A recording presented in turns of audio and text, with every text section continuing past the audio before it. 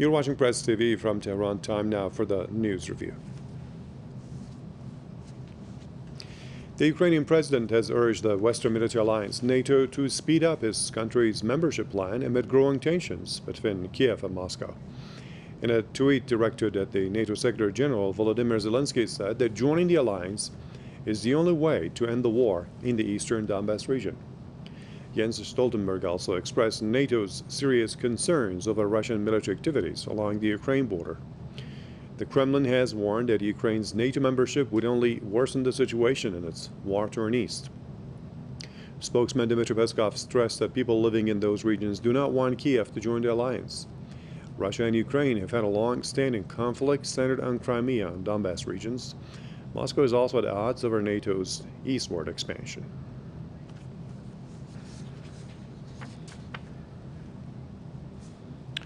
Let's now get some insight on this and see what our guests think about it. So joining me will be George Samueli, Senior Research Fellow with Global Policy Institute in Budapest, and also Marcus Papadopoulos, historian, journalist, and author, joining us out of London.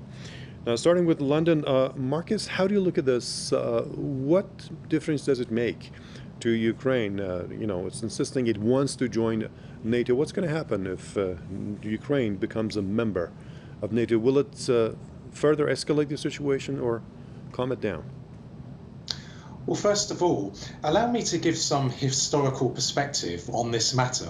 Sure. Volodymyr Zelensky's tweet calling for Ukraine's admission to NATO to be sped up was made on a hugely important day for the Russian and Ukrainian people, because on this day in 1654, the Treaty of Pereyaslav was signed between Tsar Alexei of Moscow and Bogdan Khmelnytsky, which saw Russia and lands today which are part of Ukraine but were then known as Little Russia reunite. So today is a hugely important day for the Russian and Ukrainian people, for it cements the reality that the Russians and the Ukrainians are the same people.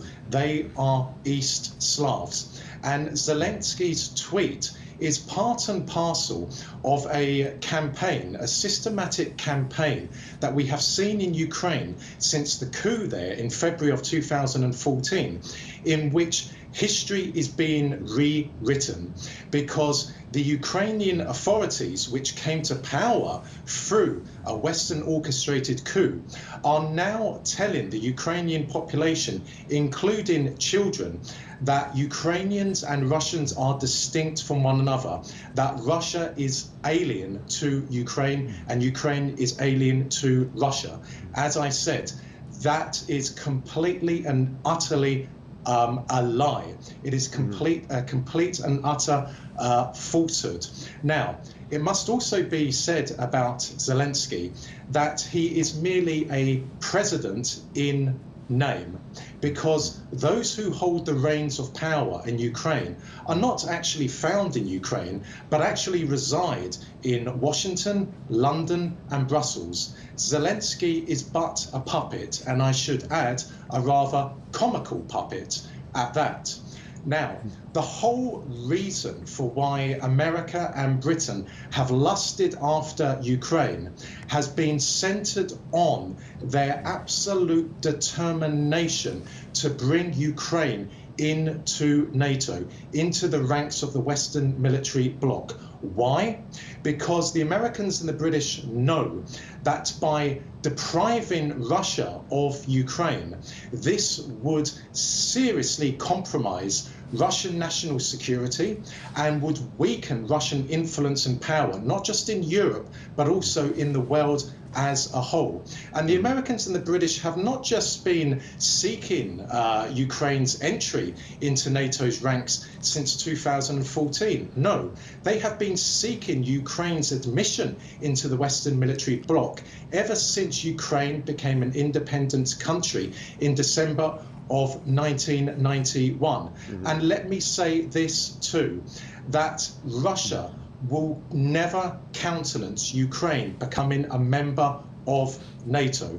Russia will use all means at its disposal, and I literally mean all means at its disposal to ensure that Ukraine never joins NATO. Okay. Russia needs Ukraine, but America does not need Ukraine. Russia needs Ukraine for its national security.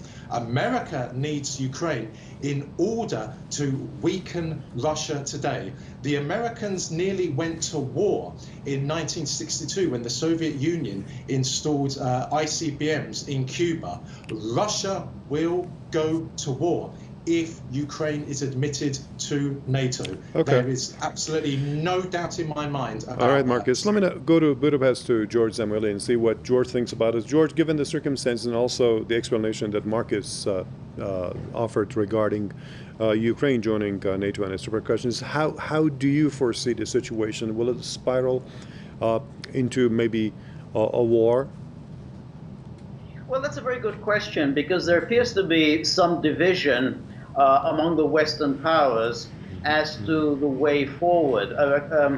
We had a video conference between Putin and Macron and Merkel last week, and then a few days later there was a joint statement coming from the German and German and French foreign ministers. Now, if you read the statement issued by the German and French foreign ministers, it was very balanced.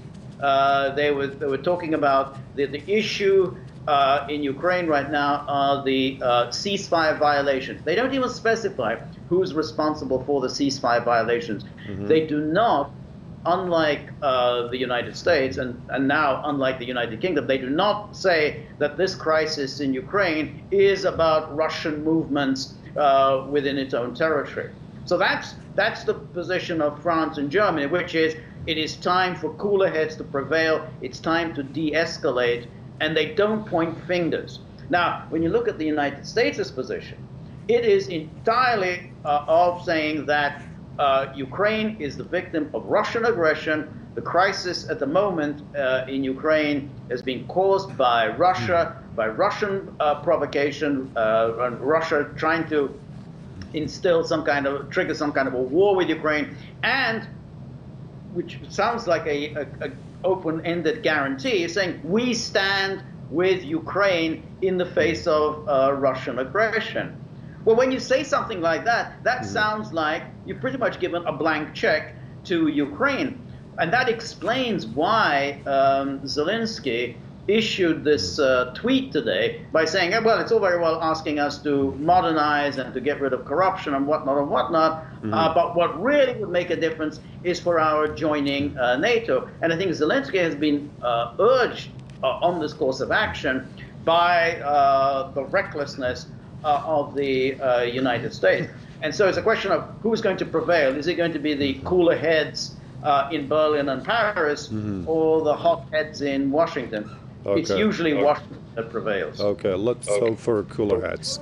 Thank you very much for your comments. We had our guest, George Samueli, Senior Research Fellow with Global Policy Institute, who joined us from Budapest, and Marcus Papadopoulos, historian, journalist, and author in London with their comments. And that's it for this news review.